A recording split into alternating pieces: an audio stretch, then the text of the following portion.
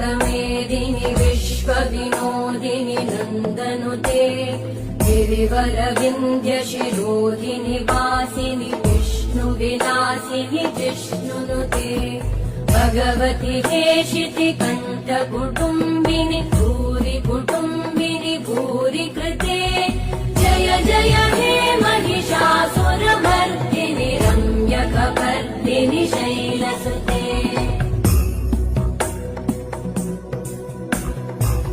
सुरवरवर्षिणि दुर्धरधर्षिणि दुर्मुखमर्षिणि हर्षरते